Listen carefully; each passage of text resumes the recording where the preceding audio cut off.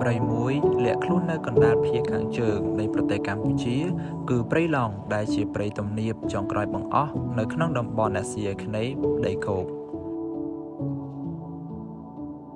ព្រៃនេះលាតសន្ធឹងលើផ្ទៃដីជាង 5000 គីឡូម៉ែត្រការ៉េគ្របដណ្ដប់លើខេត្តក្រចេះស្ទឹងត្រែងកំពង់ធំនិងព្រះវិហារនាភាគខាងលិចនៃទន្លេមេគង្គ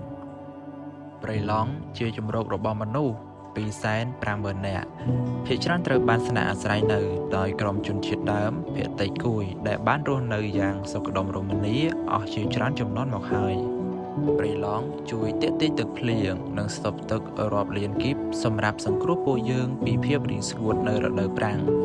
ទីនេះក៏ជាទីជម្រាលដ៏ធំហូរចូលទៅក្នុងទន្លេមេគង្គនិងទន្លេសាបផងដែរហើយវាមានសារៈសំខាន់ណាស់ដល់ប្រជាជនកម្ពុជានិងសេដ្ឋកិច្ចជាតិទន្ទឹមនឹងនេះព្រៃឡង់ដែលកំពុងរងគ្រោះជាទម្ងន់ជាជម្រកនៃប្រភេទរុក្ខជាតិនិងសត្វដែលរងការគំរាមកំហែងរាប់មិនអស់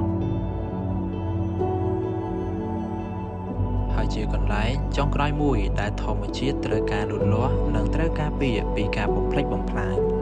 នៅឆ្នាំ2007សាកលវិទ្យាល័យ Copenhagen បានរកឃើញប្រភេទដើមឈើដែលគំរាមកំហែងនៅទីនេះរហូតដល់ទៅ31ប្រភេទ9ប្រភេទនៅក្នុងបញ្ជីក្រហមរបស់ IUCN និង22ប្រភេទនៅក្នុងបញ្ជីអភិរក្សរបស់ UNEP តើពេលនេះពួកគេនៅមានជីវិតដែរឬទេទីនេះជាខ្សែជីវិតសម្រាប់មនុស្សសត្វព្រៃជំនឿនិងដួងព្រលឹងដូនតារបស់ជនជាតិដើមភាគតិចគួយដែលមិនអាចវាស់វែងពីគុណតម្លៃដ៏អស្ចារ្យនេះដោយការសម្លឹងមើលត្រឹមតែមួយថ្ងៃឬពីរថ្ងៃនោះឡើយ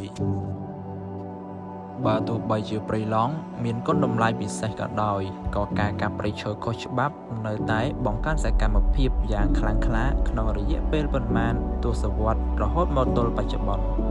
សូមឲ្យយើងស្គាល់អំពីតម្លៃនិងការចូលរួមការពារព្រៃឡង់មុននឹងយឺតពេលជាងនេះព្រៃឡង់ជាព្រៃរបស់យើងទាំងអស់គ្នាជាកាតព្វកិច្ចរបស់យើងទាំងអស់គ្នាដែលត្រូវបញ្ចេញសម្លេងដើម្បីការពារសម្រាប់មនុស្សជំនាន់ក្រោយមិនត្រូវចាំមើលបំណាំនរណាម្នាក់បានឡើយ